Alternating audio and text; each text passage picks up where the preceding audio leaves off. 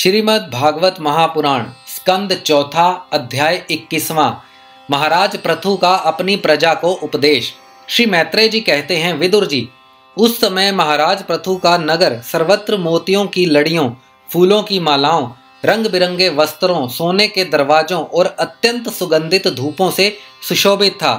उसकी गलियां, चौक और सड़कें चंदन और अर्गज के जल से सींच दी गई थी तथा उसे पुष्प, अक्षत, फल, युवांकुर, खील और दीपक आदि मांगलिक द्रव्यों से सजाया गया था। वह ठोर ठोर पर रखे हुए फल फूल के गुच्छों से युक्त केले के खंभों और सुपारी के पौधों से बड़ा ही मनोहर जान पड़ता था तथा सब और आम आदि वृक्षों के नवीन पत्तों की बंदरवारों से विशोभित था। जब महाराज ने नगर में प्रवेश किया तब दीपक, उपहार और अनेक प्रकार की मांगलिक सामग्री लिए हुए प्रजाजनों ने तथा मनोहर कुंडलों से सुशोभित सुंदर कन्याओं ने उनकी अगवानी की। शंख और दुदुम्बी आदि बाजे बजने लगे। ऋत्विजगण वेद ध्वनि करने लगे। वंदी जनों ने स्तुति गान आरंभ किया। यह सब देख और सुनकर भी उन्हें किसी प्रकार का अहंकार नहीं हुआ। इस प्रकार वीरवर पृथु ने राजमहल में प्रवेश किया। मार्ग में जहां तहां पुरवासी और देववासियों ने उनका अभिनंदन किया। परम यशस्वी महाराज ने भी उन्हें प्रसन्नता पूर्वक अभीष्ट वर देकर संतुष्ट किया। महाराज पृथु महापुरुष और सभी के पूजनीय थे। उन्होंने इसी प्रकार के अनेकों उदार कर्म करते हुए पृथ्वी का शासन किया और अंत में अपने विपुल यश का विस्तार कर भगवान का परम पद प्राप्त किया। सूत जी कहते हैं, मुनिवर शौनक जी, इस प्रकार भगवान मैत्रेय के मुख से आदि राज पृथु का अनेक प्रकार के गुणों से संपन्न और गुणवानों द्वारा प्रशंसित विस्तृत सुयश सुनकर परम भागवत विदुर जी ने उनका अभिनंदन करते हुए कहा। विदुर जी बोले, ब्राह्मणों ने पृथु का अभिषेक किया। समस्त देवताओं ने उन्हें उपहार दिए। उन्होंने अपनी भुजाओं में वैष्णव तेज को धारण किया और उससे पृथ्वी का दोहन किया। उनके उस पराक्रम के उच्छिष्ट रूप विषय भोगों से ही आज भी संपूर्ण राजा तथा लोकपालों के सहित समस्त लोक इच्छा अनुसार जीवन निर्वाह करते हैं। भला ऐसा कौन समझदार होगा जो उनकी पवित्र कीर्ति सुनना न चाहेगा।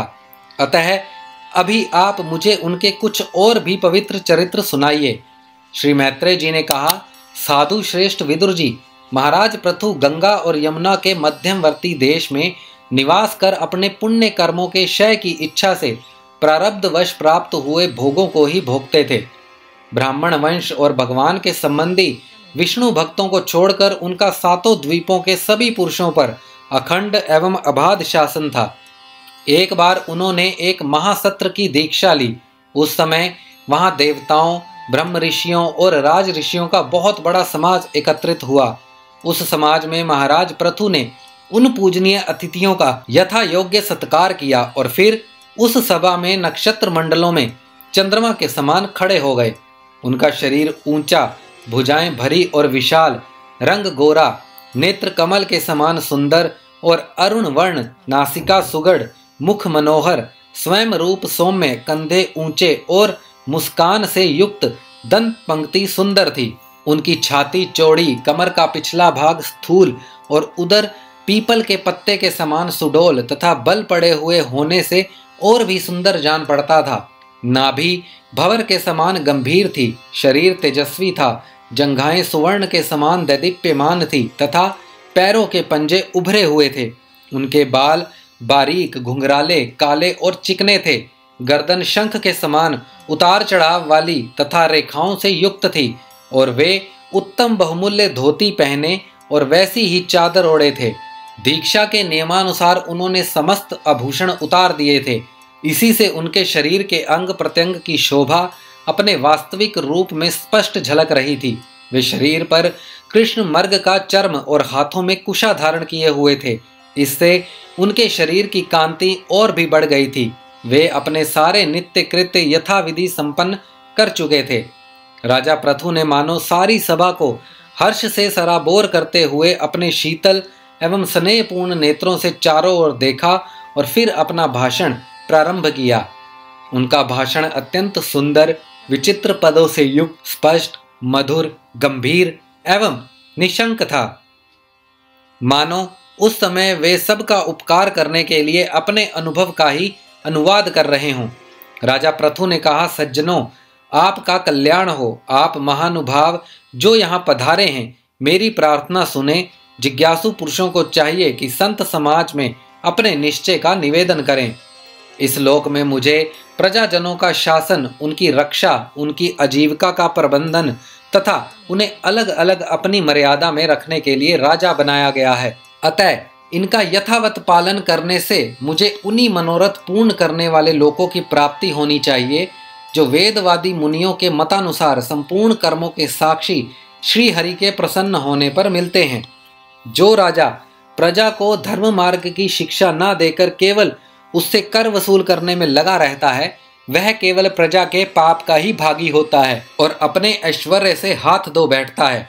अतः प्रिय प्रजाजन, आपके इस राजा का परलोक में हित करने के लिए आप लोग परस्पर दोष दृष्टि छोड़कर हृदय से भगवान को याद रखते हुए अपने अपने कर्तव्य का पालन करते रहिए, क्योंकि आपका स्वार्थ भी इसी में ही है और इस प्रकार मुझ पर भी आपका बड़ा अनुग्रह होगा।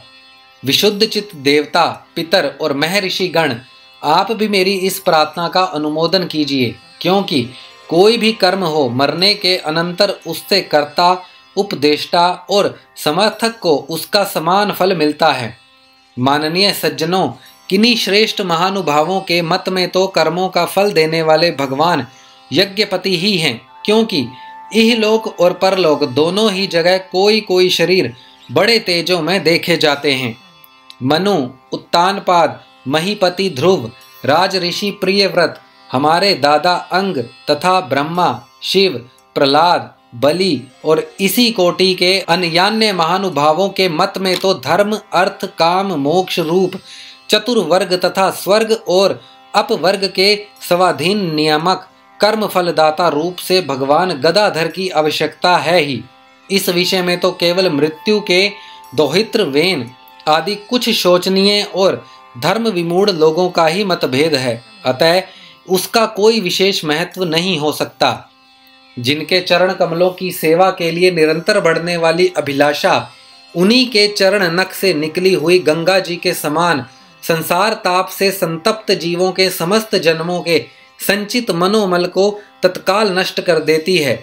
जिनके चरण तल का आश्रय लेने वाला पुरुष सब प्रकार के मानसिक दोषों को धो डालता तथा वैराग्य और तत्व साक्षात रूप बल पाकर फिर इस दुखमय संसार चक्र में नहीं पड़ता, और जिनके चरण कमल सब प्रकार की कामनाओं को पूर्ण करने वाले हैं, उन प्रभु को आप लोग अपनी आजीविका के उपयोगी वर्णाश्रमोचित अध्यापन आदि कर्मों तथा ध्यान, स्तुति, पूजा आदि मानसिक, वाचिक एवं शारीरिक क्रियाओं के द्वारा भजें। हृदय में किसी प्रकार का कपट ना रखें तथा यह निश्चित रखें कि हमें अपने अपने अधिकारानुसार इसका फल अवश्य प्राप्त होगा।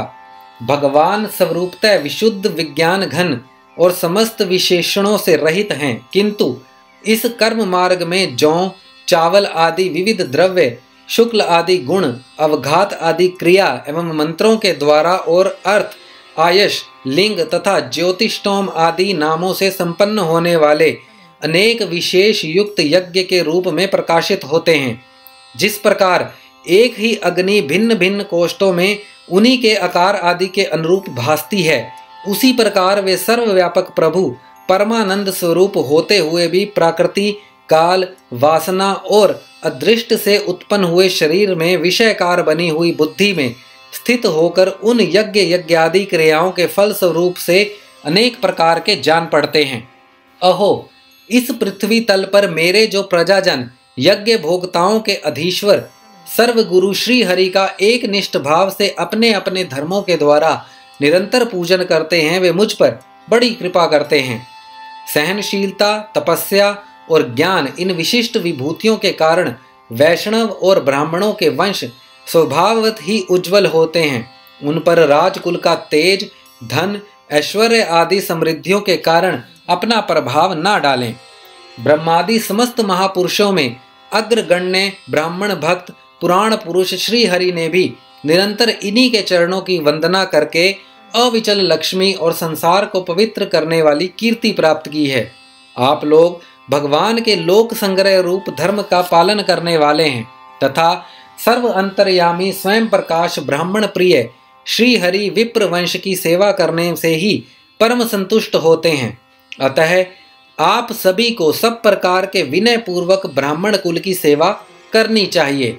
इनकी नित्य सेवा करने से शीघ्र ही चित्त शुद्ध हो जाने के कारण मनुष्य स्वयं ही परम शांति रूप मोक्ष प्राप्त कर लेता है। अतः लोक में इन ब्राह्मणों से बढ़कर दूसरा कौन है जो भविष्य भोजी देवताओं का मुख हो सके। उपनिषेदों के ज्ञान परक वचन एकमात्र जिनमें ही गतार्थ होते हैं वे भगवान अनंत इंद्र आदि यज्ञ देवताओं के नाम से तत्व ज्ञानियों द्वारा ब्राह्मणों के मुख में श्रद्धा पूर्वक हवन किए हुए पदार्थों को जैसे चाव से ग्रहण करते हैं वैसे चेतना शून्य अग्नि में होम हुए द्रव्यों को नहीं ग्रहण करते। सभ्यगण जिस प्रकार स्वच्छ दर्पण में प्रतिबिंब का भान होता है उसी प्रकार जिससे इस संपूर्ण प्रपंच का ठीक ठीक ज्ञान होता है उस नित्य शुद्ध और सनातन ब्रह्मा को जो परमार्थ तत्व की उपलब्धि के लिए श्रद्धा तप मंगलमय आचरण स्वाध्य विरोधी वार्तालाप के त्याग तथा संयम और समाधि के अभ्यास द्वारा धारण करते हैं उन ब्राह्मणों के चरण कमलों की धूलि को मैं आयु पर्यंत अपने मुकुट पर धारण करूं, क्योंकि उसे सर्वदा सिर पर चढ़ाते रहने से मनुष्य के सारे पाप तत्काल नष्ट हो जाते हैं और संपूर्ण गुण उसकी सेवा करने लगते हैं। उस गुणवान शील संपन्न कृतज्ञ और गुरुजनों की सेवा करने वाले पुरुष के पास सारी संपदाएं अपने आप ही आ जाती हैं। अतः मेरी तो यही अभिलाषा है कि ब्राह्मण कुल गौवंश और भक्तों के सहित श्री भगवान मुझ पर सदा प्रसन्न रहें। श्री मैत्रेय जी कहते हैं, महाराज पृथु का यह भाषण सुनकर देवता पितर और ब्राह्मण आदि सभी साधुजन बड़े प्रसन्न हुए और साधु साधु यों कहकर उनकी प्रशंसा करने लगे। उन्होंने कहा, पुत्र के द्वारा पिता पुण्य लोकों को प्राप्त कर लेता है, यह श्रुति यथार्थ है। पापी वेन ब्राह्मणों के शाप से मारा गया था, फिर भी इनके पुण्य बल से उसका नरक से निस्तार हो गया। इसी प्रकार हिरण्यकशिपु भी भगवान की निंदा करने के कारण नरकों में गिरने वाला ही था कि अपने पुत्र प्रहलाद के प्रभाव से उन्हें पार कर गया।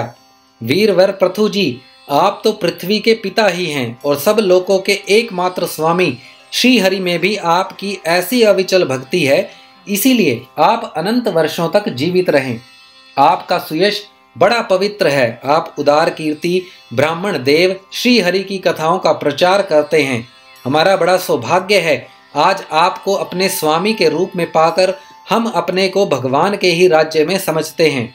स्वामिन, अपने आश्रितों को इस प्रकार का श्रेष्ठ उपदेश देना आपके लिए कोई आश्चर्य की बात नहीं है, क्योंकि आपकी प्रजा के ऊपर प्रेम रखना तो करुणामय महापुरुषों का स्वभाव ही होता है। हम लोग प्रारब्धवश विवेकहीन होकर संसार अरण्य में भटक रहे थे, सो प्रभु आज आपने हमें इस अज्ञान अंधकार के पार पहुंचा दिया।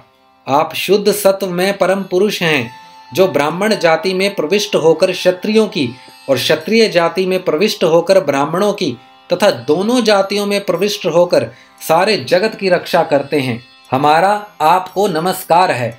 श्रीमद् भागवत महापुराण स्कंद चौथा अध्याय 21वां समाप्त।